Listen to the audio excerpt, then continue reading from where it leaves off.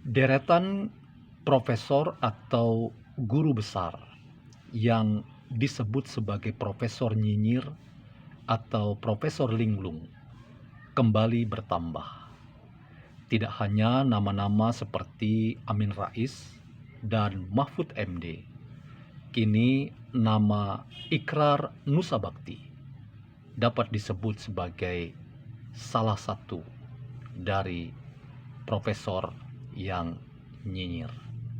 Bagaimana kita memakai pemikiran filsafat untuk menganalisis cara pandang mereka memaknai rezim yang berkuasa yang masih di bawah kepemimpinan Joko Widodo, dan apakah kritik filosofis itu dapat menemukan ruang aktualisasinya terhadap Ikrar Nusa Bakti sebagai seorang profesor nyinyir. Selamat datang dalam channel Meragukan Filsafat, sebuah channel yang dibangun untuk turut mengedukasi ruang publik Indonesia dengan menggunakan perspektif pemikiran filsafat untuk membaca fenomena sosial, politik, kebudayaan dalam konteks Indonesia kontemporer, tanpa bermaksud untuk menggiring opini kita untuk mempercayai pandangan-pandangan yang disampaikan dalam channel ini. Teman-teman, sebelum lebih jauh saya mencoba mengajukan tesis dalam rangka menganalisis sosok Ikrar Nusa Bakti yang dalam beberapa media sosial statement-statementnya sangat keras, memberikan kritik-kritik tajam terhadap berbagai kebijakan dan sosok Joko Widodo sebagai Presiden Republik Indonesia, yang menurutnya adalah aktor yang paling bertanggung jawab terkait dengan persoalan-persoalan yang menyeruak dalam kehidupan berbangsa dan bernegara kita. Maka izinkan saya untuk membagikan perspektif yang saya baca dari buku yang ditulis oleh seorang filsuf berkebangsaan Prancis yang bernama Levinas dalam bukunya Otherwise Than Being or Beyond Essence. Buku ini diterbitkan oleh Pittsburgh, Pennsylvania, dan terbit pertama kali pada tahun 1998.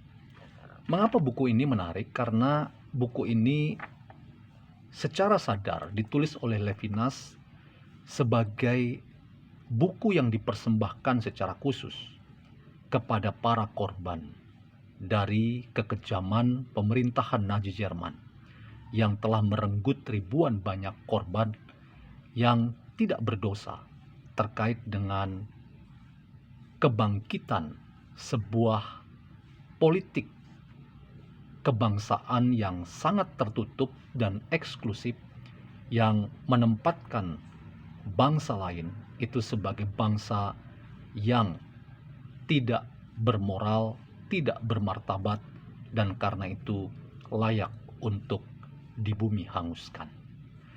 Levinas dalam buku ini ingin menawarkan bahwa apa yang melampaui esensi atau eksistensi itu adalah etika.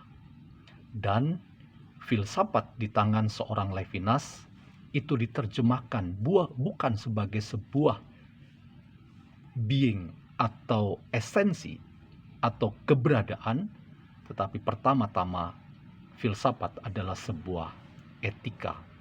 Etika dalam menanggapi kehadiran orang lain. Setiap kehadiran orang lain adalah peristiwa etis yang memanggil kita untuk memberi respon positif terhadap penampakan wajah orang lain. Nah, teman-teman, berdasarkan perspektif yang ada dalam buku Otherwise Than Being or Beyond Essence karangan Levinas ini, saya ingin mengajak kita menganalisis mengapa seorang Ikrar Nusa Bakti termasuk kita kelompokkan ke dalam para guru besar atau profesor yang nyinyir dan linglung. Lebih banyak kita melihat deretan kata-kata kalimat yang dibangun sebagai wacana berpikir dari ikrar Nusa Bakti itu sebagai deretan kata-kata yang tidak lahir dari sebuah kepakaran. Ia lebih cocok dan lebih tepat mengungkap gagasan pemikirannya itu datang dari sebuah sikap politik kebencian terhadap seseorang, dan itu diarahkan pada rezim pemerintahan di bawah kepemimpinan Joko Widodo. Dalam sebuah panel diskusi yang kita bisa lihat dalam pemberitaan media sosial, ia misalnya memberikan analisis bahwa proyek Ibu Kota Nusantara itu layak disebut sebagai proyek ambisius dari seorang Joko Widodo. Ia tidak mengatakan bahwa proyek ini adalah cermin keinginan rakyat Indonesia, tetapi ia secara jelas dan sadar menyebut bahwa IKN itu adalah proyek Jokowi.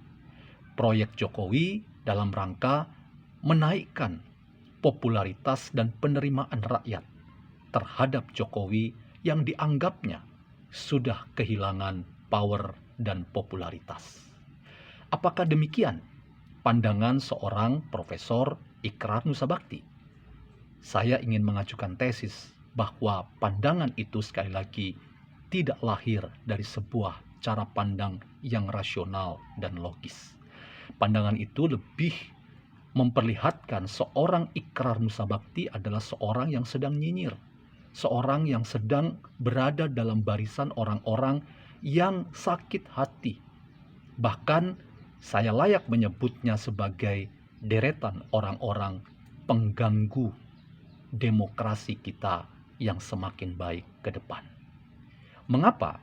Paling tidak kita bisa mengaca pada hasil survei terbaru yang dirilis oleh Hanta Yuda, seorang surveyor yang sangat otoritatif, yang mengatakan bahwa penerimaan rakyat terhadap Joko Widodo sebagai pemimpin mereka dan berbagai macam sepak terjang pembangunan yang dilakukan oleh Jokowi tetap berada pada level penerimaan yang sangat tinggi. Penerimaan rakyat terhadap kinerja Jokowi berada di atas 80%. Itu adalah cerminan bahwa penerimaan rakyat terhadap Joko Widodo tetap berada pada level yang sehat dan yang positif. Hanta Yuda kita tahu adalah salah seorang otoritatif dalam rangka survei-survei yang sangat kredibel dan sangat logis serta rasional, menggunakan metode kerja yang sangat bisa dipertanggungjawabkan. Karena itu, saya ingin berpendapat bahwa apa yang digagas sebagai wacana berpikir yang didiseminasikan oleh seorang Profesor Ikrar Nusa Bakti sekali lagi tidak mencerminkan cara pandang yang positif yang mewakili dirinya sebagai seorang pakar politik dan ilmu tata negara yang harusnya memberikan edukasi yang berimbang dan sehat. Sekali lagi saya cukup konsisten untuk mengatakan bahwa pemerintahan Jokowi bukan pemerintahan yang sempurna. Kita punya banyak catatan merah terkait dengan 10 tahun Jokowi memimpin kita, memimpin Indonesia. Ada banyak pekerjaan rumah yang ia titipkan pada kita semua, termasuk rezim pemerintahan yang baru di bawah Prabowo Subianto dan Gibran Rakabuming Raka.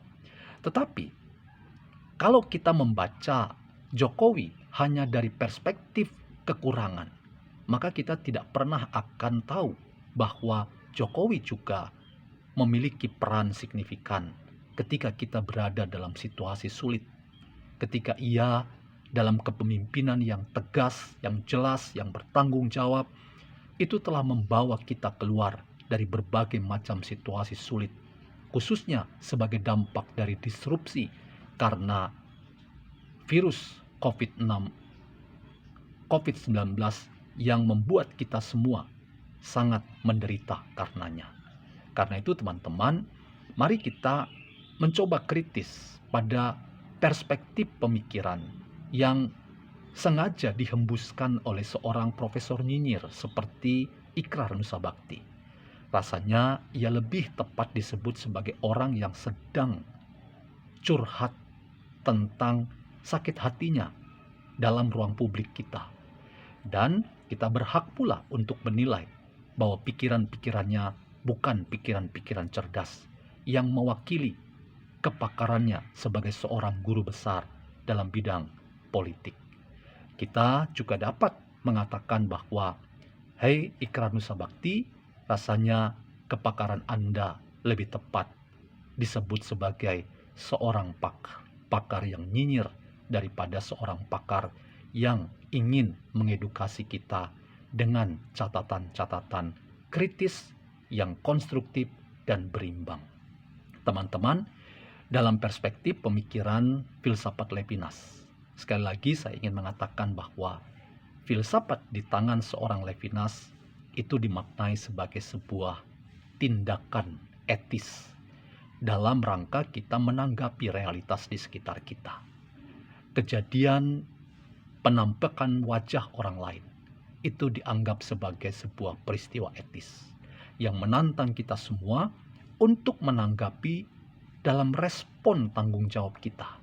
Makanya Levinas kemudian dikenal dengan deretan kata-kata yang selalu menggugah kita untuk menjadi orang yang bertanggung jawab atas realitas yang kita hadapi.